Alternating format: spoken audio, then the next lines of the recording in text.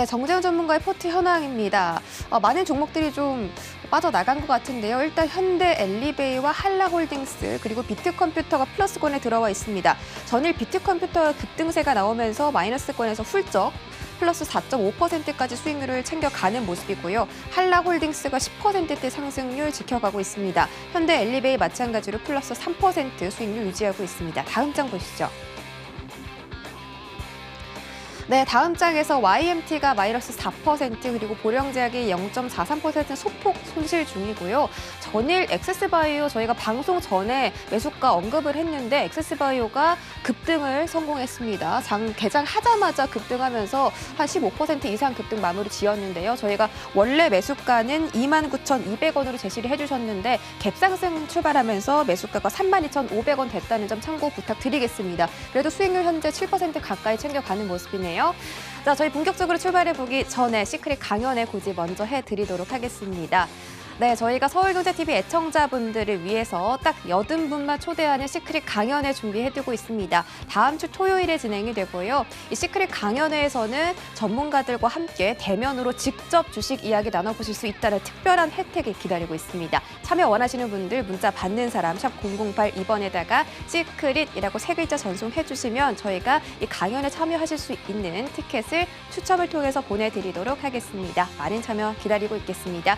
자, 그럼 저희 정재훈 전문위원 바로 만나보도록 하겠습니다. 안녕하십니까?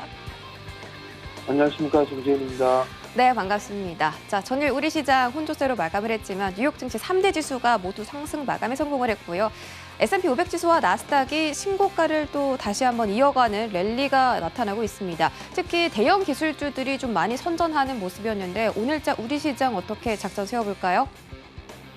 예, 국내 시장 같은 경우는 오늘 옵션 만기를 좀 앞두고 있는 그런 상황들이에요. 어제 좀 소폭 밀리는 그런 모습들을 좀 보였었는데 오늘도 옵션 만기의 영향권역이 좀 들어가지 않을까라고 좀 보여집니다. 한국 증시 같은 경우는 약보합세 정도에서 좀 출발을 하지 않을까라고 좀 보여지고 있는데 지금 예상지수 추이는 강보합권역에서 좀 진행이 되고 있는 그런 상황들이에요. 그렇기 때문에 이 추이는 좀 지켜볼 필요성은 있을 것 같고요. 어제 이제 밀려 내려왔던 부분들을 좀 잠깐 살펴보게 되면 여러 가지 부분들이 있었어요.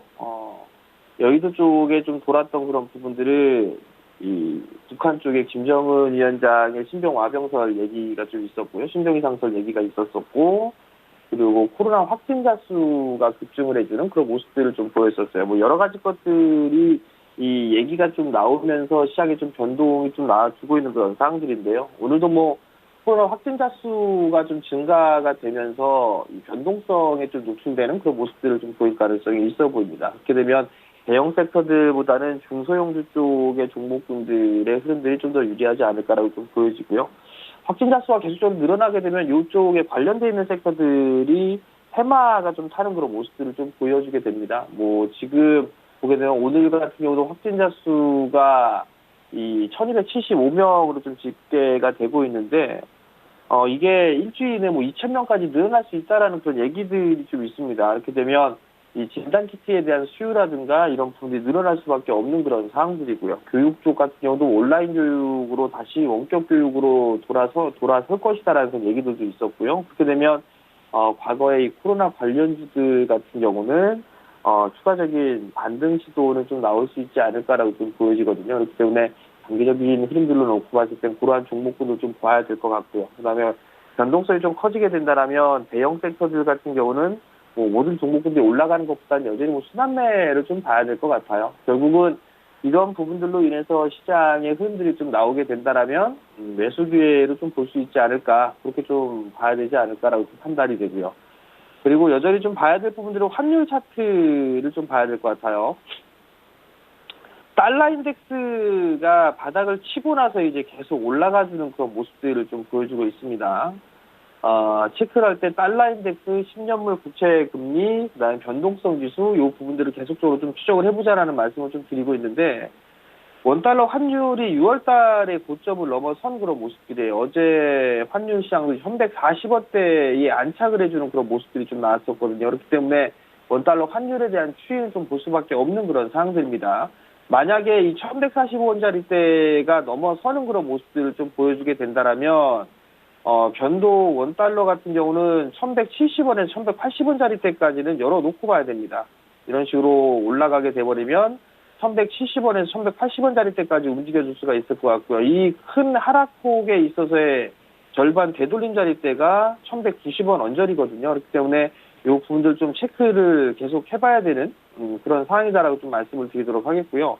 어제 이 5월달이나 6월달에 이 고점 자리대를 다시 한번 재돌파 시도가 좀 나오게 된다라면 마찬가지로 상승 N자형의 좀 모습을 보여주게 된다라면 이 1145원 자리대를 넘어서서 1차적으로 1160원 자리대까지는 열린다라고 좀 봐야 될 것 같아요. 그러면 수급 악화는 좀 더 이어질 수밖에 없다라고 좀 체크 말씀을 좀 드리도록 하겠고요. 그러면 수급에 있어서 돌아서는 데까지는 좀 더 시간이 걸릴 수 있다라는 거. 변동성 지수도 보게 되면 어제 양봉의 모습들을 좀 보였어요. 그리고 난 이후에 오늘 5일선 자리대 안착해주는 그런 모습들을 보여주고 있는데 오늘 좀 더 상승을 해준다라면 시장에 있어서의 변동성을 좀 체크를 해줄 수가 있다라는 거. 그 부분들을 좀 기억을 하셔야 될 것 같습니다.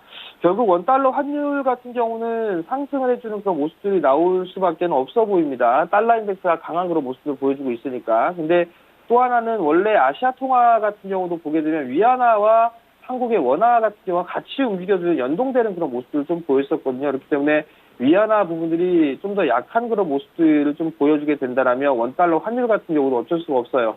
같이 따라갈 수밖에 없다라는 거. 또 환율에 대한 추이는 계속적으로 좀 체크를 해봐야 된다라는 거.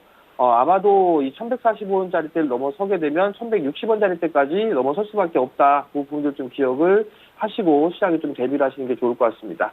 오늘은 시장에 대한 부분들이 좀 있기 때문에 맨 마지막으로 수급 관심주 하나만 좀 말씀을 드리고 마치도록 하겠고요. 여전히 수급 개선 종목군들 위주로 좀 보셔야 된다라는 거. 수급 개선주를 좀 보게 되면 첫 번째 종목으로 이녹스 첨단 소재가 있습니다. 이녹스 첨단 소재 같은 경우는 여전히 시장에 있어서 중심적인 역할을 하고 있는 그런 상황이죠. 그렇기 때문에 이녹스 첨단 소재를 좀 봐야 되지 않을까라고 좀 말씀을 드리도록 하겠고요.